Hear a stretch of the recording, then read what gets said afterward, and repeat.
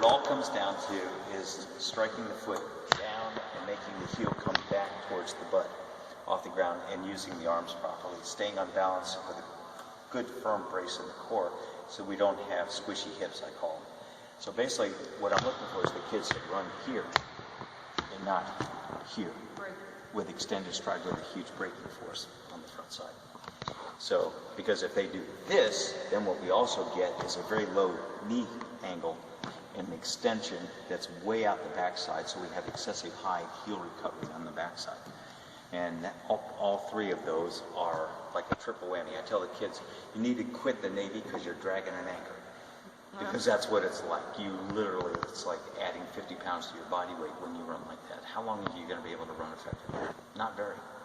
Running and training to develop the maximal velocity for each kid is important because we create what's called, so in other words, to explain it, if I have a kid that runs 14 flat for 100 meters, even if he's a distance runner, if he's giving me a 75 to 80% effort level over 800 meters, a mile or whatever, he's a whole lot faster if he has the ability to run a 13.5 rather than a 14. So it's all about not killing themselves when they run, running over their foot, not having their foot blocking every single time it strikes the ground. That's the really important part. So we create frontside mechanics, not backside. Backside meaning excessive heel kick where the heel's higher than the butt. Frontside meaning that leading with the knee, getting the foot out in front of the body as fast as possible. The only other thing I guess I want to mention is that I said this at practice today. I told all the kids that I'll love them enough to tell them the truth the first time. I'm not going to lie to them. This was good. This was bad.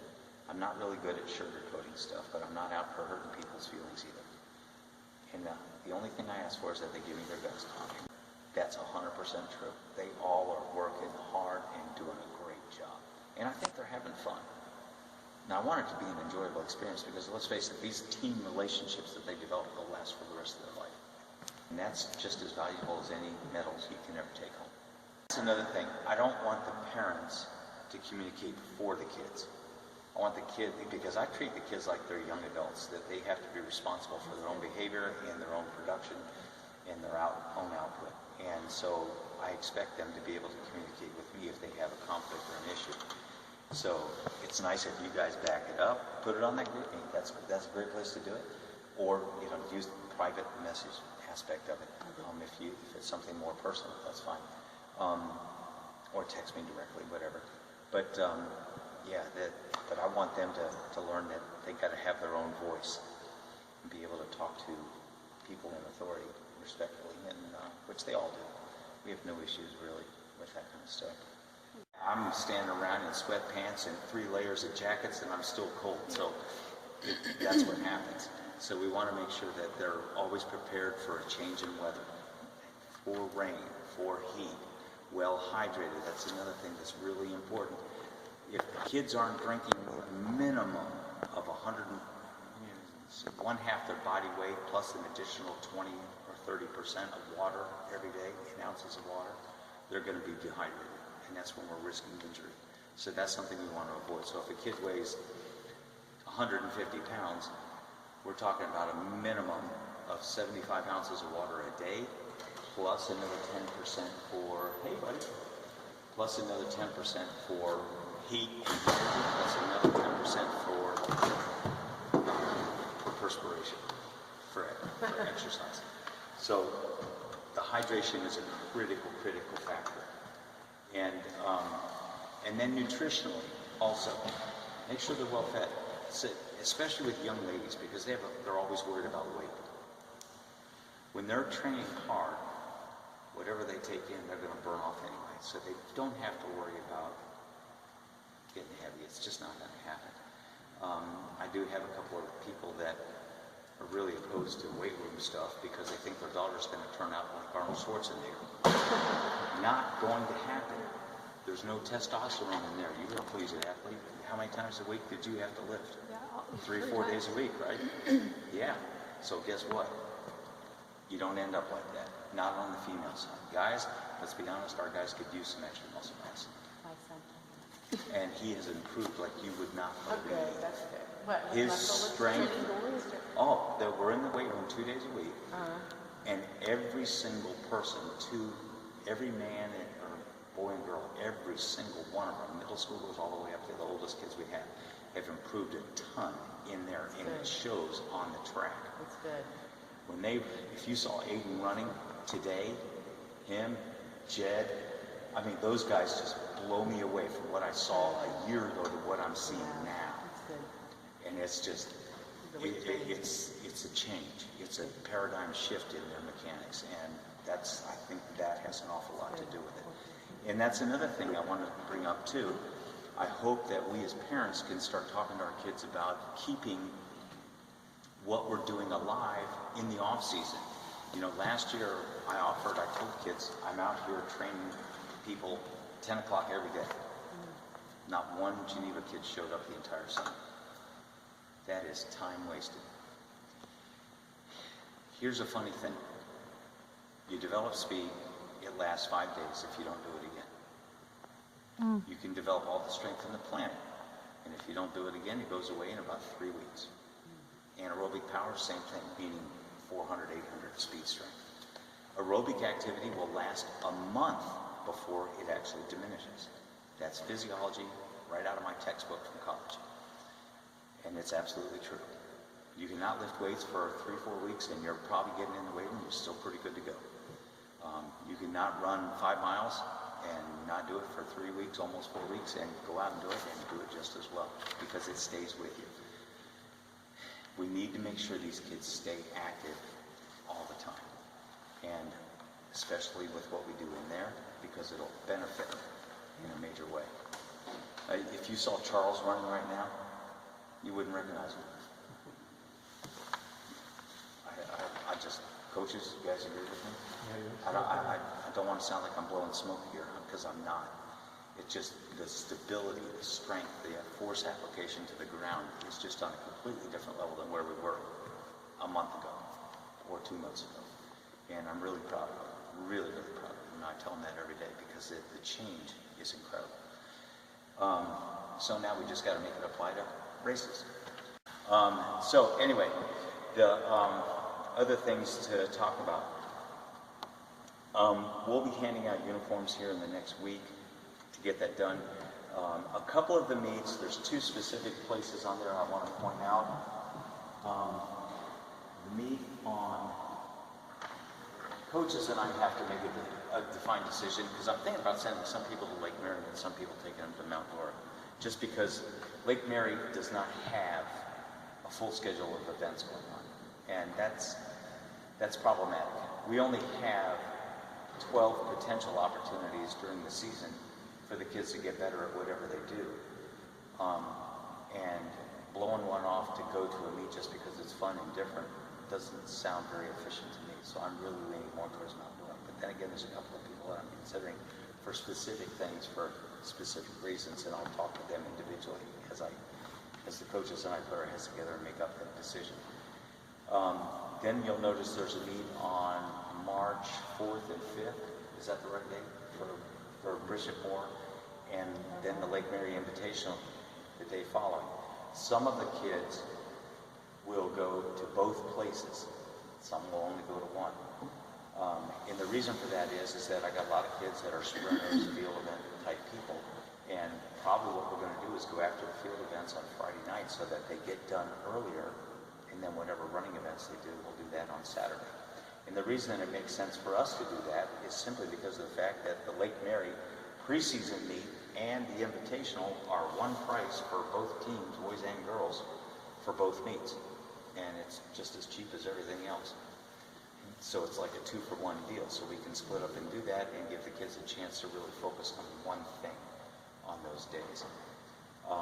The other thing I would like to ask is that when you look at the schedules, if you know that you have conflicts of any kind, could you please let me know as soon as possible so I know who I can count on when? Because as I said before, I know that there's a lot of people in this school that, the school calendar schedule is really intense. So, if people are going to be gone for certain things, then As long as we know, then we can adapt. Especially because this year we have personnel that we're going to be able to do more in the way of relays. And that's something I would really like to see grow here at Geneva, because it gets more kids involved in it. The relays are fun. I mean, let's be honest. Kids will run stronger for each other than they will by themselves. It's just the nature of the beast. So, you know, sometimes we're blessed to have that individual that will go out and just perform on their own like a superstar, and, you know, but most of the time kids are always better when they're running for their buddy. And so, anyway, so that's one of the things we want to try to accomplish. The things that we're trying to do this year is the stuff that we're doing in practice. We're timing everything, and we're recording it, and we're making it competitive. It's not about who wins and who loses. I want them to be able to track their progress.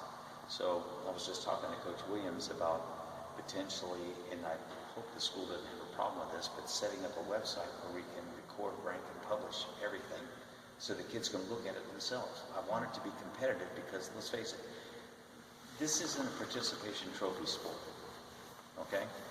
Getting to the Olympics is for a very few people in this world. You know, you get 3 people from a country of 320 million people that get the opportunity to represent the United States in the 100 meters, or in the 1,500 meters, or the 5,000 or 10,000. That's it. 3 people out of 318 or 20 million people. And even all the way down to the high school level, to qualify to get to the state championships means you have to become in the top 4 in your district. You have to be in the top 2 in the region. Top 4 from district, go to region. That's it. Everybody else is done. Top 2 in the region qualify for state automatically, and then they have the next 8 best at-large bids of the fastest times or heights or distances that have been recorded at the region meet, not season long, only in the region meet, that will get an invitation to go to the state championship. Last year we took 2 kids. Zach Andreessen, who threw another school record in PR, almost 46 feet in the shot put, and Ella ran the 3,200. We had almost 10-second PR, something like that. They both just did stellar performances in the state championships. And that's leads me to one other thing: practice. Varsity athletes are expected to be there every day. If they have a conflict, and I always will say 100% of the time, school comes first. If there's a problem in school, guess what? You take care of that, because you can't come out here if you've got a problem over there anyway. So, you know, this school does an amazing job of telling me when somebody's on academic probation. It's not like Animal House where it's double secret probation. I mean, they let it know. Okay, here you are. You got a problem in this class, and the teacher has to clear you, and that's good, because I want them to understand that you're going to make a whole lot more money from here up than you ever will from here down. That's life. Everybody's sports career comes to an end at some time. No matter how good you are, nobody plays forever. So prepare your brain, because that's what's going to take care of you the rest of your life. So student athlete is in that order for that reason. Prepare from the neck up just as much as from the neck down. And if there's other issues than that, just please get in touch with me. You know, I think most of y'all probably already have figured out my cell phone number. If you don't have it, just ask me afterwards. I'll be happy to give it to you, because I don't mind hearing from parents and stuff. As long as you're nice and not trying to tell me how to do my job, we'll be okay. The order of events, that's published by FHSSA, and it's always the same: 4x8 hurdles, 100 meters, then 1,600, then you have 4x1, 800. You know, I want everybody to experience a little bit of everything. I don't care if they're throwing the shot in the distance; they're gonna run. It's just what they run will be a little more specific. So, but I want everybody to try a little bit of everything, just because it's good for them. Makes them well-rounded. Makes them think outside of their own little box. And having a benefit of perspective is a really good thing. Don't be surprised one time this year if we decide to take distance runners and throw them in a 4x1 just for the fun of it. Because one, they have a great time doing it, and they don't care if they win or lose. They just want to go do it just for the fun and enjoyment of it. And guess what? I have no problem with that, because it's not about winning and losing. It's about learning a process that develops you for the rest of your life. How to train, how to work, and how to apply the things you practice and put it into real application in life. That's, to me, what the process is really all about. And there's nothing wrong with that either. The growth process is really what I'm after, a mindset where they go from thinking win, lose, pass, fail to light at the end of the tunnel where everything is developing their character and their abilities. To always pursue the light at the end of the tunnel, to pursue perfection and settle for excellence. That to me is really the key in sports from a coaching perspective. Expand the mind. So, and they'll probably come home and tell you something else I say on occasion, and it is, let the height of your desire and the depth of your resolve be the measure of your success. It's a quote I came up with because it's really about the perseverance of trying. How far are you willing to work? How hard are you willing to work? How long are you willing to work to get what you want? Doesn't that apply to life? I just have them trying to get their bodies strong, because the stronger the body is, the better the organism, the better resistant they are to being able to fight off illness and fatigue and be able to come back faster and be able to perform. So it's all of my workouts for what they're doing are designed around that. They're not extensive, they're not super overload. That takes year-round training to develop something like that. Now that I mention it, Coach Vanderbreek's been on the collegiate level as I have. That's a pretty special thing, being able to get that done to compete on the next level. It's not for everybody. I think it's less than 3% of high school athletes get to participate in college. But if a kid has a chance, wants to really do that, between us three coaches, we can generally find them a place if they're open